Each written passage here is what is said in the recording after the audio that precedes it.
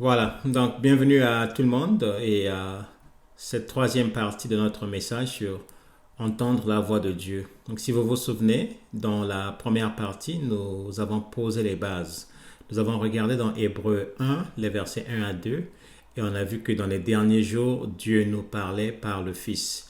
Le Fils qui était l'incarnation de la parole et le Fils qui était aussi Dieu. Donc, principalement, dans les derniers temps, Dieu nous parle par la parole de Dieu, à travers sa parole. Donc, la parole, on a dit que c'était l'unité de mesure, le standard sur lequel on devait discerner la voix de Dieu.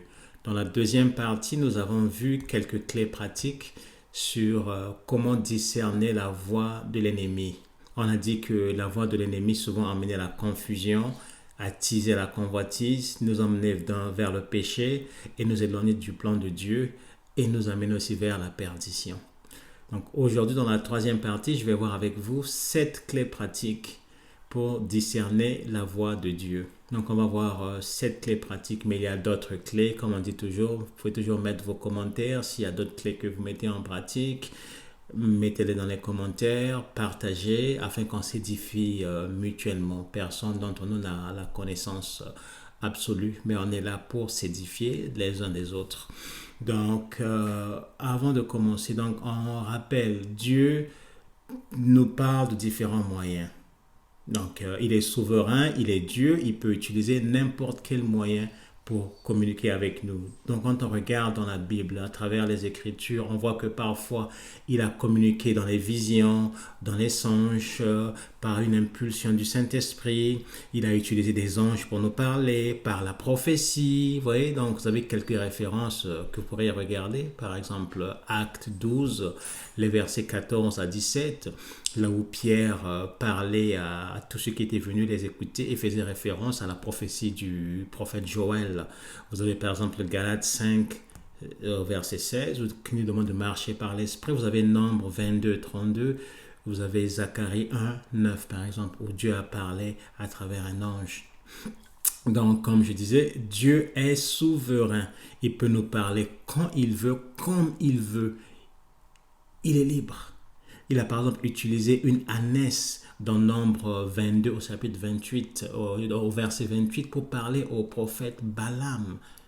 Donc la clé, c'est que nous devons être attentifs à la voix de Dieu. Peu importe le moyen qu'il utilise pour communiquer avec nous, on doit être attentif à sa voix. Job 33 au verset 14 dit quoi? Dieu parle d'une manière, tantôt d'une autre, mais c'est nous qui ne faisons pas attention. Ça va? Donc, on va regarder quelques clés pratiques. Comme j'ai dit, là, 7 clés pratiques pour discerner la voix de Dieu. 1 Jean 4, verset 1 nous dit ceci. Bien-aimés, n'ajoutez pas foi à tout esprit, mais éprouvez les esprits pour savoir s'ils sont de Dieu, car plusieurs faux prophètes sont venus dans le monde. Donc ici, là, l'apôtre Jean nous demande d'éprouver les esprits. C'est très important. Donc on doit utiliser le discernement. Première clé, la voix que j'entends doit être en harmonie avec la parole écrite de Dieu, les principes de Dieu ou son caractère. Oui, Deutéronome 13, verset 1 à 3 nous exhorte à ne pas écouter les faux prophètes, même s'il a prophétisé, la chose est arrivée. Mais s'il te dit, mais non, éloigne-toi de Dieu, là tu sais que tu ne l'écoutes pas. 2 Timothée 3, 15 à 17.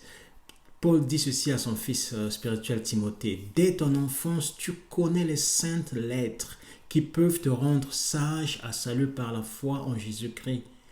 Toute écriture est inspirée de Dieu et utile pour enseigner, pour convaincre, pour corriger, pour instruire dans la justice, afin que l'homme de Dieu ne soit accompli, non, afin que l'homme de Dieu soit accompli et propre à toute bonne œuvre. Vous voyez donc, quand on étudie les Écritures, on passe du temps dans les Écritures, le Saint-Esprit opère une transformation en nous. Et en renouvelant notre intelligence et nous remenant capables de comprendre les choses de Dieu. Et nous remenant capable de discerner la volonté de Dieu. C'est pourquoi dans Romains 12 au verset 2, ça dit ceci: ne vous conformez pas au siècle présent, mais soyez transformés par le renouvellement de l'intelligence, afin que vous discerniez quelle est la volonté de Dieu, ce qui est bon, agréable et parfait. Donc je reviens encore à ça, la parole de Dieu, vous devez la discerner, vous devez la connaître, vous devez l'étudier, passer du temps dans les Écritures. Et à ce moment-là, le Saint-Esprit aussi a un travail qu'il va faire en nous. Ça va être l'objet de notre dernier message, donc l'œuvre du Saint-Esprit. Deuxième clé, la voix de Dieu, la voix qu'on entend, nous dira toujours la vérité et non ce que toi tu veux entendre, ce que moi je veux entendre. C'est pas comme ça. Vous avez l'exemple de 1 roi au chapitre 22 à partir du verset 5. Si vous lisez cette histoire jusqu'au verset 18 ou un peu plus tard, il s'agit des rois Josaphat et Akab. Vous voyez, le roi Akab était un mauvais roi. Il était méchant, il ne craignait pas Dieu. Par contre, Josaphat, lui, marchait dans la crainte de Dieu. Que s'est-il passé? Les deux ont fait une alliance. Et Akab a demandé à Josaphat de l'accompagner, aller en guerre contre un autre peuple, un autre roi. Josaphat lui a demandé de consulter d'abord l'Éternel pour avoir la direction. Donc Josaphat voulait entendre la voix de Dieu avant de s'engager dans une guerre. Alors, qu'est-ce que le roi Akab a fait? Il a fait venir 400 prophètes pour prophétiser. Et les 400 prophètes ont prophétisé, on lui a dit, vas-y, Dieu te donne ce pays-là. Tu vas les conquérir. Mais Josaphat, lui, n'était pas convaincu. Il a dit au roi Akab, n'y a-t-il pas dans ton pays un vrai serviteur de Dieu? Un vrai prophète de Dieu? Vous voyez, écoutez la réponse d'Akab. Oui, il y a Michée, mais je ne l'aime pas parce qu'il ne dit rien de bon sur moi. Josaphat dit, mais fais-le quand même venir. Alors il a fait venir le prophète Michée. Et même en venant, le prophète Michée a dit que moi, je ne dirai que ce que Dieu me dit de dire. Et donc il disait déjà là qu'il ne voulait pas dire au roi ce qu'il voulait entendre, mais ce que Dieu lui donnerait comme message. Il est arrivé, il a donné sa prophétie, et effectivement, la prophétie de Michée allait à l'encontre de ce que voulait le roi Akab. Et le roi Akab a dit à Michée, t'as vu, je t'avais dit que ce monsieur ne prophétise rien de bon sur moi. Il s'est entêté, il est allé en guerre, il était blessé, il avait succombé à ses blessures. Dieu n'est pas là pour te dire ce que toi tu veux entendre. Mais toi, tu dois entendre ce que Dieu dit et obéir. Je me rappelle à l'époque, on était jeunes chrétiens encore, dans notre groupe de jeunesse à l'église, un de nos leaders jeunesse, un jour nous a dit, écoutez, je sens dans mon cœur une conviction que Dieu me dit d'arrêter de voler parce que cette personne travaillait et en même temps percevait de l'aide sociale. Donc, c'est pas normal. Normalement, c'est l'un des deux. Soit tu travailles et tu n'as pas l'aide. Mais quand tu es sur l'aide sociale, tu ne pouvais pas travailler. Ou si tu travailles sur l'aide sociale, il fallait que tu déclares ton revenu et tu avais juste un petit minimum. Mais elle a cumulé les deux. Et elle nous dit vraiment, priez pour moi. Je veux vraiment être sûr que j'ai entendu de Dieu. Mais vous voyez qu'à l'époque, on était jeunes chrétiens, pas encore de discernement. On a quand même prié pour elle. Alors que c'était clair. Dieu avait bien parlé. Elle savait que ce qu'elle faisait n'était pas bon. J'étais allé assister à un culte une fois et ça c'était dans la région de Toronto quand je suis nouvellement arrivé dans cette ville-là et on m'avait recommandé cette église-là, je suis allé là-bas et quand le prophète est rentré dans la salle, il s'est mis à prophétiser. Si je suis homme de Dieu, si je suis prophète de Dieu, d'ici à demain, Dieu va te donner telle bénédiction. D'ici à mardi, Dieu te donnera telle bénédiction. Mercredi, Dieu te donnera ceci et les gens recevaient. Amen, amen, amen. Est-ce que ces choses-là s'accomplissaient? Il prophétisait, il disait des choses que les gens voulaient entendre. Mais Dieu n'est pas comme ça. Fais attention. On doit vouloir entendre la voix de Dieu pour obéir. Es-tu prêt à faire la volonté de Dieu? troisième clé, la paix dans le cœur. Colossiens 3,15 dit ceci, et que la paix de Christ, à laquelle vous avez été appelés pour former un seul corps, règne dans vos cœurs. La voix de Dieu amène la paix et non la confusion et non le doute. Et la paix dont je parle ici, là, c'est pas la paix, la tranquillité, où, par exemple, vous avez un frère à l'église ou bien au travail, un employé qui dérangeait tout le monde, qui faisait du bruit, allez, vous le mettez dehors, dit voilà, maintenant on a la paix. Non, non, ça c'est la tranquillité, ça c'est le calme. Ça n'a rien à voir avec la paix. La paix, c'est vraiment une paix de l'âme, une paix intérieure. Une paix qui dépasse toutes circonstances. Comme dans la barque, dans Marc 4, Jésus dormait au milieu de la tempête. Vous voyez ce calme, cette paix-là, c'est ça qu'on appelle, c'est de ça dont parle Paul ici, là. La paix, le repos. Au milieu de cette pandémie, les enfants de Dieu sont sereins, ils ont une paix. Alors que les gens entendent différentes voix, ils paniquent, mais nous sommes dans la paix. Quatrième clé, la voix de Dieu ne va pas emmener la crainte dans ton cœur. La voix de Dieu n'emmène pas la peur. Ésaïe 41:10, ne crains rien car je suis avec toi. Ne promène pas des regards inquiets car je suis ton Dieu. Je te fortifie, je viens à ton secours. Je te soutiens de ma droite triomphante. Une voix qui nous emmène la peur ne vient pas de Dieu. De Timothée 1,7 dit quoi? Dieu ne nous a pas donné un esprit de peur, mais un esprit de force, d'amour et de sagesse. Donc, ne jamais prendre des décisions sous l'effet de la peur, mais il faut au contraire confronter ces peurs, confronter la peur. Et j'ai remarqué que souvent, le diable va utiliser la peur pour nous arrêter. Alors, quand tu as une crainte, pose-toi la question, fonce, va dans la direction de la peur. Parce que le diable sait qu'il met la peur pour t'arrêter. Plusieurs fois dans la Bible, Dieu dit, prends courage, prends courage. Donc, pour ceux qui ne s'en souviennent pas, il y a un message que j'avais fait il y a quelques mois qui s'intitulait « Ne crains rien ». Et réécouter ce message, ça pourra aussi vous édifier.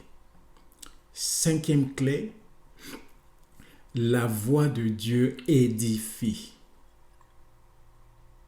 Éphésiens 4,29, qui ne sorte de votre bouche aucune parole mauvaise, mais s'il y a lieu, quelques bonnes paroles qui servent à l'édification et à communiquer, et communiquent une grâce à ceux qui entendent. La parole de Dieu apporte du réconfort, elle donne de l'espoir, elle encourage. Même quand Dieu parlait, corriger Israël, il le faisait d'un bon temps, il utilisait des paroles positives. Vous vous rappelez 2 Chroniques 7,14, si mon peuple s'humilie, cherche ma face, se repent de ses voies, alors j'écouterai leur prière. Alors, vous voyez, il utilise toujours des mots positifs. Ésaïe 1,18, il appelle son peuple à la repentance. Venez et plaidons. Dieu ne va pas te rabaisser. Ses paroles ne rabaissent pas. Ses paroles ne culpabilisent pas. Mais dans sa bonté, il veut t'emmener à la repentance. Colossiens 4,6, que votre parole soit toujours accompagnée de grâce, assaisonnée de sel, afin que vous sachiez comment il faut répondre à chacun. La voix de Dieu communique la grâce. Elle est gentille. Il y a la vérité, amour, bonté. Il y a une sensibilité. Oui, c'est comme le sel. C'est un agent qui assaisonne la nourriture, mais qui la préserve aussi contre la pourriture. Donc la voix de Dieu ne va pas te conduire vers la destruction, vers la rébellion.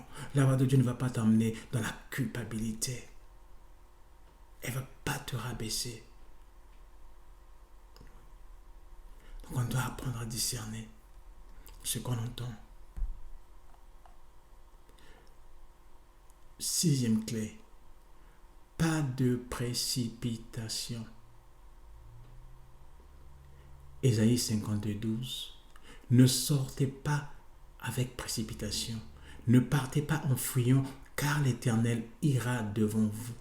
Et le Dieu d'Israël fermera votre marche. Proverbe 21:5. Les projets de l'homme diligent ne mènent qu'à l'abondance, mais celui qui agit avec précipitation n'arrive qu'à la disette. La patience est un fruit de l'esprit. Elle nous amène à attendre le bon moment, le bon temps pour agir. Dieu est le maître des temps et des circonstances. Oui, le mot temps là est très intéressant parce qu'il y a le grec utilise 2 mots pour le temps. Vous avez le chronos, ça c'est 24 heures chrono par exemple, ça c'est l'heure normale. Mais le kairos, lui ça c'est le temps fixé par Dieu. Le temps à pointer. Comme disait le prophète Habakkuk au chapitre 2, les versets 2 à 3. L'Éternel m'adressa la parole et il dit, écris la prophétie, grave-la sur des tables afin qu'on la lise couramment, car c'est une prophétie dont le temps, kairos, est déjà fixé. Elle marche vers son terme et elle ne mentira pas. Si elle tarde, attends-la, car elle s'accomplira et elle s'accomplira certainement. La précipitation peut nous emmener à manquer le plan de Dieu pour notre vie. La précipitation peut nous emmener à prendre des décisions qu'on va regretter plus tard. Développons la patience. Quand tu sens dans ton cœur un désir urgent de faire quelque chose, de prendre une décision, ça te pousse là, vas-y, fais-le maintenant. Prends du recul. Dieu contrôle le temps, c'est lui le maître du temps. Prends le temps de discerner, prends le temps de prier. 7e et dernière clé que je voulais partager aujourd'hui, c'est le conseil des autres. Proverbe 11:14, Proverbe 15:22. 11:14 dit ceci, quand la prudence fait défaut, le peuple tombe. Et le salut est dans le grand nombre des conseillers. Un enfant de Dieu doit chercher conseil auprès des autres, auprès des hommes, des leaders spirituels, des gens sages, des gens qui sont intègres, des gens qui marchent dans la crainte de Dieu, des gens qui vont vous dire la vérité et non ce que vous voulez entendre. Prie que le Seigneur te montre de telles personnes dans ton entourage, des gens qui pourront t'aider. C'est très important. Ça va jusque-là? Donc, pour entendre la voix de Dieu, on peut utiliser ces 7 clés. Pour discerner, la voix de Dieu, on peut utiliser ces 7 clés. Premièrement, la voix de Dieu est en harmonie. La voix que j'entends doit être en harmonie avec la parole de Dieu, la parole écrite, le caractère de Dieu. Dieu est amour. Mais si cette voix me pousse vers la méchanceté, tout de suite je sais que non, ça c'est pas de Dieu. Vers les principes de Dieu, est-ce que cette voix respecte les principes de Dieu? Deuxièmement, la voix que j'entends dit la vérité. Est-ce qu'elle dit la vérité? Parce que Dieu dit toujours la vérité et ne me dira pas forcément ce que je veux entendre. La voix de Dieu emmène la paix dans mon cœur. Il n'y a pas de peur quand Dieu me parle. Quand cette voix emmène en moi de la peur, ce n'est pas normal. Là, je ne parle pas de la peur de Dieu qui est différente. La peur de Dieu, c'est comme le respect qu'on a, la révérence qu'on a pour Dieu. Ce respect nous emmène vers la sagesse. Ça n'a rien à voir avec ici, là, la peur.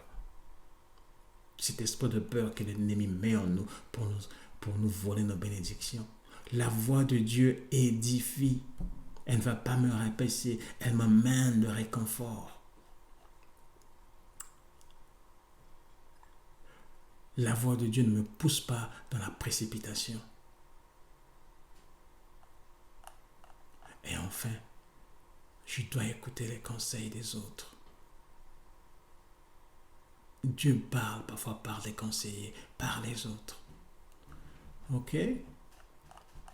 Donc, quelques points à prendre, à réaliser.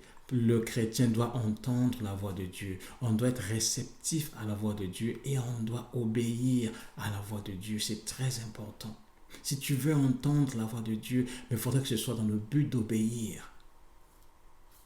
Beaucoup de chrétiens ne sont pas prêts à cela. Ils ne veulent pas obéir à la voix de Dieu. Et j'ai aussi remarqué qu'on entendra la voix de Dieu lorsqu'on marche dans la sanctification. Vous pouvez voir ça dans Isaïe 6, du verset 1 à 7 par exemple.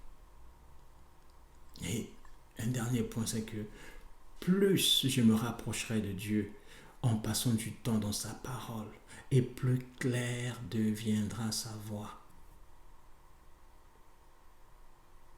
Parce que le Saint-Esprit, pendant que moi je passe du temps avec Dieu, qu'est-ce qu'il fait? Mais il me transforme, il renouvelle mon intelligence. Il me donnera le discernement. Voilà le message que j'avais pour vous. Je sais que c'est beaucoup de versets, mais prenez vraiment le temps de les méditer. Regardez chaque clé, méditez et laissez Dieu vous parler encore. Et je sais que la parole de Dieu est riche et on peut développer chaque point.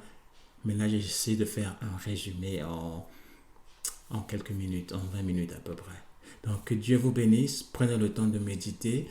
Je suis toujours ouvert. Envoyez vos questions, envoyez vos témoignages, envoyez vos commentaires. Amen. Bon dimanche et bonne fin de semaine à vous aussi.